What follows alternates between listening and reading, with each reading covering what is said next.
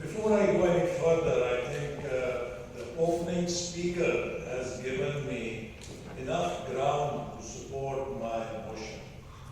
He has argued in his speech for half of the time that freeing Imran Khan is the victory of liberal democracy. Well, I was wondering when he was speaking whether he's speaking for liberal democracy or Taliban democracy. Because Mr. Imran Khan, commonly known as Mr. Taliban Khan, is a great fan of Taliban democracy.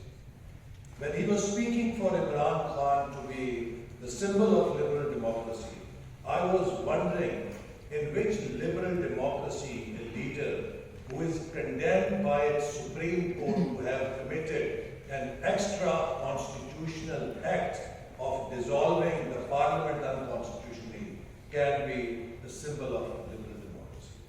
I was wondering that which leader who weaponizes hate in connivance with religious parties to an extent that I stand before you as a symbol of that hate as a weapon when a young man inspired by his hate speeches tried to take my life, and the bullet that still exists in my stomach gives me a taste of Imran Khan's liberal democracy every day. I was wondering which liberal democracy would allow a leader who siphons off 190 million pounds which are returned to a poor country like Pakistan by United Kingdom, money laundered money caught by National Crime Agency, returned to government of Pakistan, and he siphons off that money and returns that money to his friend whose funds were confiscated in London as black money. He returns that money to him in Pakistan as white money to deposit and settle his fine in Supreme Court. If that is the liberal democracy, I think he makes my case that the proponents of liberal democracy sometimes want to impose corrupt leaders or the martial laws for their own agendas in the name of liberal democracy. This is what we are.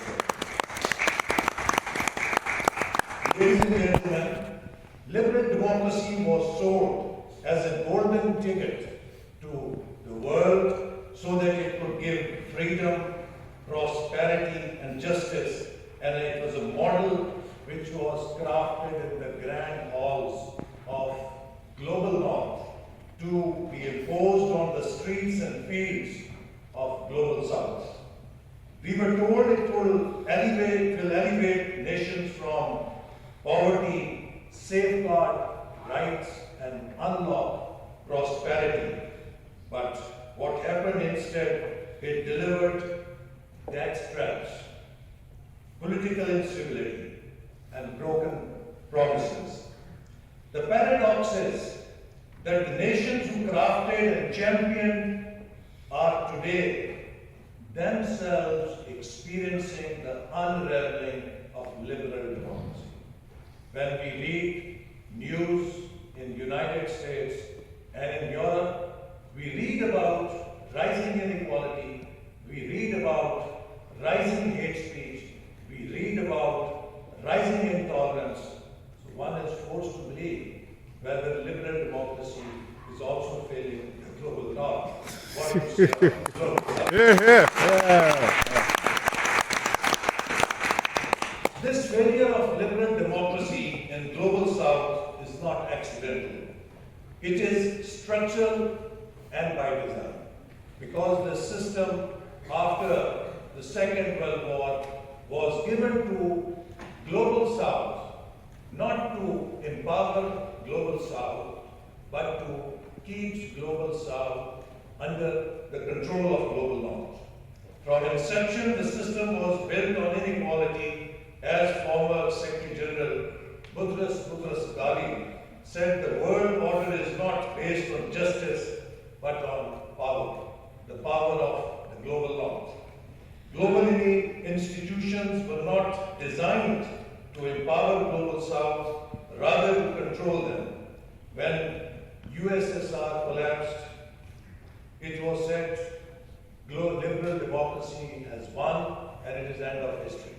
And that gave a clear path to liberal democracy to liberate the whole world. But what we saw after those 10 years, that global south was not any better, but far worse. It was much deeper into debt trap. It was much deeper into political instability. And it was much deeper into social crisis. Political subjugation was rampant. Aid, which was given as a panacea for global south, turned out that it was a cover to benefit the contractors of the global north. Martial law regimes were conveniently granted the cover of liberal democracy to rule global south.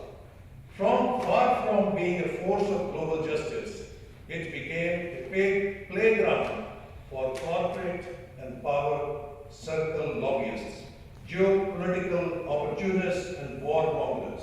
Similarly, intellectual property laws are used to sustain technological monopolies. During COVID-19, vaccine apartheid led over 1.3 million preventable deaths in global south because patent favors were blocked and denied. Jason Heikel, in his book The Divide, says that for every $1 in aid, global south loses $14 through debt repayment and profit repatriation. Similarly, if we see the climate injustice, liberal democracy model fueled environmental destruction while failing to protect global south, which is on the receiving end. Global north contributed 80% of historical emissions with 20% population. Pakistan, the country I represent, contributes less than 1% to global carbon emissions, but faced one of the worst climate disasters of recent times in 2022, with a cost of $30 billion. And what did liberal democracy do? It asked Pakistan to finance reconstruction and rehabilitation through repurposing the loans which were already approved. So, ladies and gentlemen, the promise was sustainable development. The reality is floods, droughts, broken promises. How much longer global south shall have to suffer? Verdict is clear. Liberal democracy, crafted in the heart of global north, has even shaken the soul of global north. So it promised justice, equality, and progress, but delivered political subjugation, economic misery, environmental catastrophe. The system was not built to serve, it was built to control. Claims of championing freedom in reality turned out to be stealing the sovereignty through economic traps. This is neither democracy nor justice. This is a system rigged to favor the powerful and perpetuate inequality. As global north grapples with rising inequality, political instability, intolerance, hate, and declining trust in its own institution, it bears witness to the failure of liberal democracy, even in the north, what to say of south. So I would like this House to support and carry the motion that liberal democracy has failed the global south.